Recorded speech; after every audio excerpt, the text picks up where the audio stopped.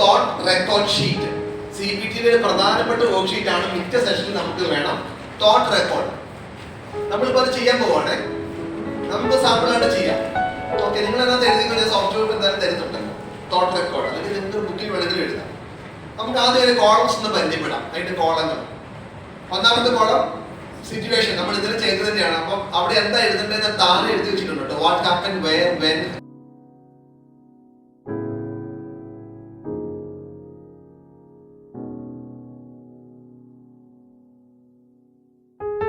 Allopathy നമുക്ക് ഫലപ്രദമാണ്. പക്ഷെ ഈ കോൺസിക്വൻസിനെ ഓർത്തിരിക്കുന്ന ആൾക്കാർക്ക് അത് എടുക്കുന്നില്ലെങ്കിൽ ഹോമിയോട്ട് അവരെ വിടുന്നത് വളരെ കൃത്യമായിട്ടുള്ള നല്ല ഡയഗ്നോസിക്ക് നല്ല ഡോക്ടറും കൃത്യം മെഡിസിനും ആണെങ്കിൽ ഹോമിയോയിൽ ഇങ്ങനെ 100,000 വരുന്നത് അങ്ങനെയല്ലേ, ഒരു 4,000 കാറ്റഗറിയാണ്. എനിക്ക് അങ്ങനെ പറയാൻ അറിയുള്ളൂ, കാറ്റഗറിയാണ് അങ്ങനെ കിടക്കുന്നത്. അപ്പൊ അതിനകത്ത് കൃത്യം മെഡിസിൻ തരാൻ പറ്റുന്ന ഡോക്ടറാണെങ്കിൽ അത് ഫലപ്രദമായിട്ട് ഹോമിയോ പലപ്പോഴും ഫലപ്രദം ആവാതെ വരുന്നത് ആ ആക്ടിവിറ്റീസ് നഷ്ടപ്പെടുന്നുണ്ട്. അത് കൃത്യം വന്നാൽ നല്ല മാറ്റം വരും. അപ്പൊ പിന്നെ ആൾക്കാർക്ക് ആ ഒരു പേടിയുണ്ട്. അപ്പൊ ഇതാണ് മരുന്നിനെ കുറിച്ച് പറയാനുള്ളത്. അപ്പൊ അത് ഞാൻ അവിടെ നിർത്തുക. അപ്പൊ ഇത്രയും ചെയ്യും. ഇനി അടുത്തത് പാർട്ട് 3. പാർട്ട് 3 അവിടെ എന്താ പറയുമ്പോൾ ട്രീറ്റ്മെന്റ് പ്ലാൻ. അപ്പോ നിങ്ങൾ ഇനി ചെയ്യേണ്ടത്, നമ്മൾ CPT തുടങ്ങുകയാണ്. നിങ്ങൾ ഈ കേസ് കേട്ടല്ലോ.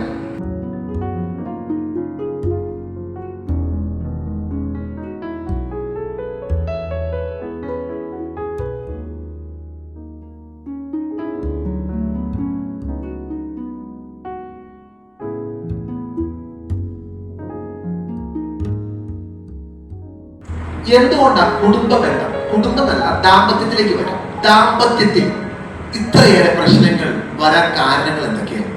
നിങ്ങളൊക്കെ നിങ്ങളുടെ നോട്ട്ബുക്ക് എടുത്തിട്ട് നിങ്ങളെല്ലാം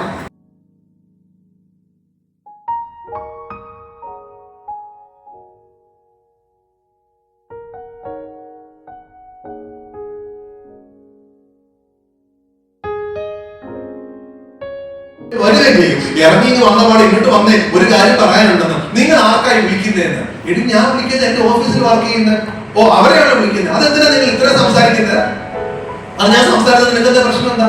എന്നാലും ഇത് എന്തോ ഒരു കോളാ. എടി കള്ളത്തരം എനിക്കുണ്ട്, ഞാൻ ഡിലീറ്റ് ചെയ്ത് കളയില്ലേ? അത് ശരിയാണ്. നിന്റെ നോട്ടത്തിന്റെ പ്രശ്നമാണ്. മനുഷ്യൻ നിങ്ങൾ എന്തോ ഒരു മെസ്സേജ് ഇട്ടേക്കുന്നത് നീ എടുത്ത് വായിച്ചോ. നീ വായിച്ചോ. ഞങ്ങൾ 2012 തുടങ്ങിയപ്പോ എന്തോ അന്ന് ഈ ഓഫീസിൽ വന്നപ്പോ തൊട്ടുള്ളതാ. അതുവരെയുള്ള ചാറ്റുണ്ട്. സത്യമാ സാറേ, അന്ന് മുതലുള്ള ചാറ്റ് ഇതിനകത്തുണ്ട്. എടി എനിക്ക് അങ്ങനെ എന്തെങ്കിലും ഒരു തെറ്റായ ഒരു മെസ്സേജ് കാണിച്ചു തന്നി എന്നാൽ അവര് മൊത്തം തപ്പിയാൽ അങ്ങനത്തെ ഒരു സെന്റൻസ് പോലും അതിനകത്ത് കാണില്ല. എന്നാലും ഒരസ്വസ്ഥത. എന്നിട്ട് ഭർത്താവ് പറയുക, നിനക്ക് സംശയമില്ലാതായതുകൊണ്ട് നിന്റെയാ പ്രശ്നം. പക്ഷെ ഭാര്യയ്ക്ക് അന്ന് തൊട്ട് അസ്വസ്ഥതയാണ്. അന്ന് തൊട്ട് താളം തെറ്റി തുടങ്ങി. ഞാനറിയാതെ, ഞാനല്ലാതെ ഈ സ്നേഹം പങ്കുവെക്കുക ചോദിക്കാൻ പറ്റുന്നില്ല. ഒരു തെളിവുകൾ മോശമായിട്ടില്ല. അദ്ദേഹം പറയുന്നു, പിന്നെ കുറച്ച് മാനിപ്പുലേറ്റീവ് കൂടെ ആണെങ്കിൽ ഭംഗിയായിട്ട് നിന്റെ മനോരോഗം, നേരത്തെ രോഗത്തിന്റെ പേര് പറഞ്ഞല്ലോ, പാരനോയിയ, നിന്റെ പാരനോയിയ എന്ന് പറഞ്ഞ് അമർത്തി വെക്കുമ്പോഴും ഈ സ്ത്രീക്ക് യാതൊരു സമാധാനമില്ല. അങ്ങനെ സമാധാനം നഷ്ടപ്പെട്ട ഒരു ദിവസത്തിൽ ഗൂഗിൾ എടുത്തപ്പോ സെർച്ച് ചെയ്തപ്പോ കിട്ടി ഡോക്ടർ ഫേബിൾ വർഗീസ് ദിശ കൗൺസിലിംഗ്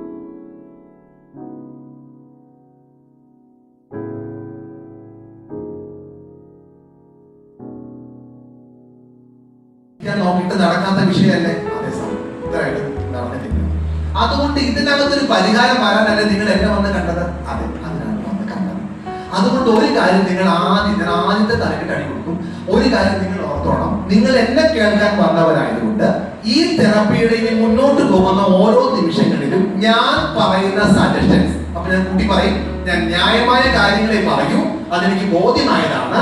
ആ നിർദ്ദേശങ്ങളും കറക്ഷൻസും അംഗീകരിക്കാൻ നിങ്ങൾ ബാധ്യസ്ഥരായിരിക്കും. തയ്യാറാണോ? ഭർത്താവ് പുള്ളി തയ്യാറാണ്. കാരണം പുള്ളി വിചാരിക്കുന്ന അപ്പുറത്തോട്ടല്ലേ കൊടുക്കാൻ പോണേ.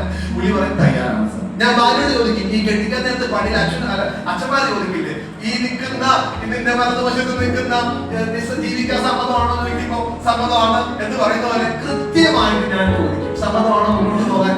ഭാര്യ ഭർത്താവും സമ്മതം ചെയ്തു. എന്തിനാണെന്നറിയാമോ? ഞാൻ പറയുന്ന സജഷൻസ് അംഗീകരിക്കാൻ. ഇത് ആദ്യമേ നിങ്ങൾ പറയിച്ചില്ലെങ്കിൽ കുറച്ച് മുന്നോട്ട് പോകുമ്പോൾ നമ്മൾ ഇന്റർവെൻഷൻ തുടങ്ങുമ്പോൾ പറയും അത് പറ്റത്തില്ല. അങ്ങനെ നമ്മൾ ഇത് ആദ്യം പറയാണ്ടിരുന്നാൽ അത് പറ്റത്തില്ല, പിന്നെ നമ്മൾ വേറെ വഴിക്ക് പോകേണ്ടി വരും. നേരെ തിരിച്ച് തുടക്കത്തിൽ ഈ ചുക്കാൻ ഇട്ടാറുണ്ടല്ലോ അത് പറ്റത്തില്ലെന്ന് പറഞ്ഞിട്ട് കാര്യമില്ല. തുടങ്ങിയപ്പോൾ ഞാൻ എന്താ പറഞ്ഞത്, നിങ്ങളുടെ ഇഷ്ടം ചെയ്യാനായിരുന്നു നിങ്ങൾ ഇതിന് എന്റെ അടുത്ത് വന്നത്. പിന്നീടുള്ള എന്റെ മുഖങ്ങൾ ദേഷ്യമല്ല, ക്രൗര്യമല്ല, ഫേർനെസ് വിത്തൗട്ട് ആർട്ട്, കോപമില്ലാത്ത കാർഡിഷ്യഭാവം. ഇതാണ് പിന്നീട് കപ്പിൾ തെറാപ്പി. അല്ലെങ്കിൽ ഉണ്ടല്ലോ നിങ്ങൾ തീരെ സാധുക്കളായാൽ നിങ്ങളെ കൊണ്ട് കൊടുക്കാതെ പോയി അവർ നമ്മളെ ഇട്ട് വളർന്നു. ഒരു അധികാര ഭാവം, ഒരു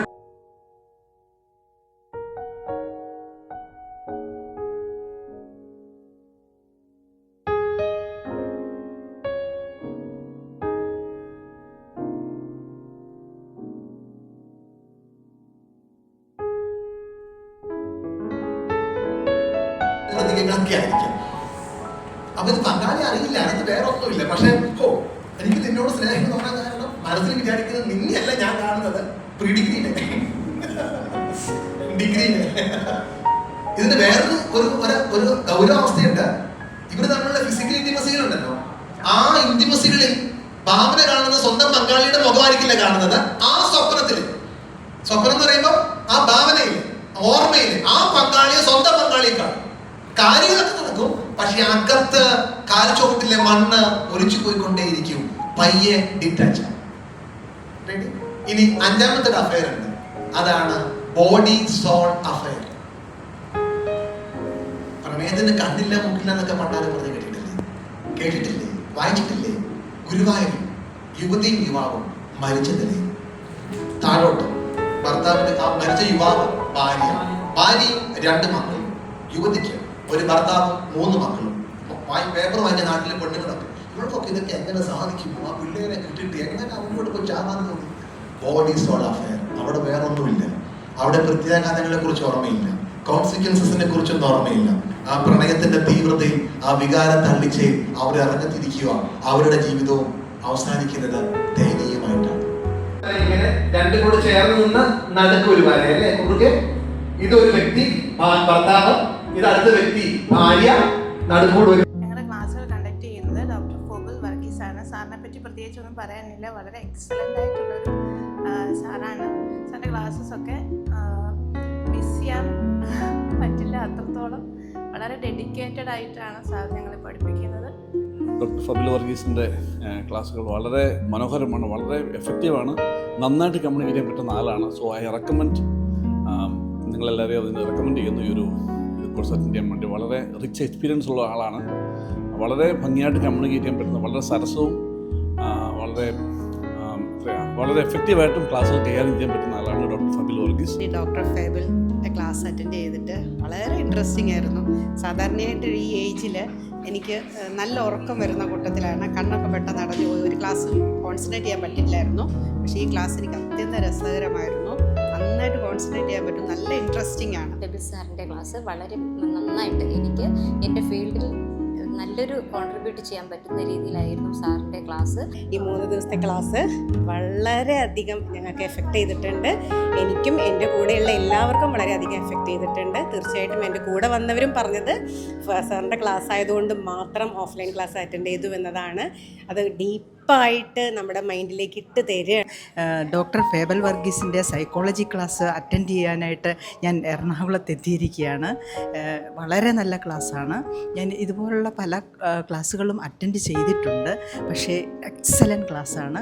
തീർച്ചയായിട്ടും നിങ്ങൾ ഈ ക്ലാസ്സുകൾ അറ്റൻഡ് ചെയ്യേണ്ടതാണ്. നമുക്ക് ഒരുപാട് അറിവുകൾ കിട്ടുന്നതാണ്. ഡോക്ടർ ഫേബൽ വർഗീസിൻ്റെ സൈക്കോതെറാപ്പി ക്ലാസ് ഞാനിപ്പോൾ അറ്റൻഡ് ചെയ്തുകൊണ്ടിരിക്കുകയാണ്.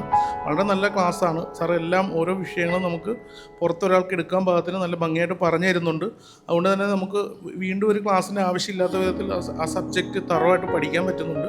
അപ്പോൾ സാർ ഇങ്ങനെ ഒരു ക്ലാസ്സിൽ ഇരിക്കാൻ പറ്റിയത് എൻ്റെ ഒരു ഭാഗ്യമായിട്ട് കരുതുന്നു. എൻ്റെ പേര് ഡോക്ടർ സൂസൻ സരൂർ, ഹോമിയോ ഡോക്ടറാണ്. ഡോക്ടർ ഫേബൽ സാറിൻ്റെ ക്ലാസ്സിൽ ആദ്യമായിട്ടാണ് ഞാൻ അറ്റൻഡ് ചെയ്യുന്നത്. എനിക്ക് വളരെ വളരെ ഹെൽപ്ഫുള്ളായി. പല സബ്ജക്ട്സും അത് എടുത്ത് അത് നന്നായി എക്സ്പ്ലെയിൻ ചെയ്ത് നമുക്ക് പറഞ്ഞു തരികയും ഈ ഞങ്ങൾ ഇപ്പോൾ ചെയ്ത ക്ലാസ് സൈക്കോതെറാപ്പി ക്ലാസ്സസ് ആണ്. അത് ബ്യൂട്ടിഫുള്ളായിട്ട് എക്സ്പ്ലെയിൻ ചെയ്യും. അത് ഞങ്ങളെ അതിൻ്റെ വർക്ക്ഷീറ്റൊക്കെ ചെയ്യിച്ച് പ്രാക്ടിക്കലായിട്ട് അത് പഠിക്കാനും എല്ലാം ഹെൽപ്പ് ചെയ്തു. ഓരോ കേസസും എങ്ങനെയാണ് എടുക്കേണ്ടതെന്നും അതെങ്ങനെ അപ്രോച്ച് ചെയ്യണമെന്നും അതെങ്ങനെ ഡീൽ ചെയ്യണമെന്നൊക്കെ സർ പഠിപ്പിച്ചു. വളരെ നല്ല ക്ലാസ്സായിരുന്നു. വളരെ രസിപ്പിച്ച് വളരെ മനസ്സിലാകുന്ന രീതിയിൽ തന്നെ സാർ എടുക്കുകയുണ്ടായി. വളരെ സന്തോഷകരമായ ഒരു ക്ലാസ്സായിരുന്നു.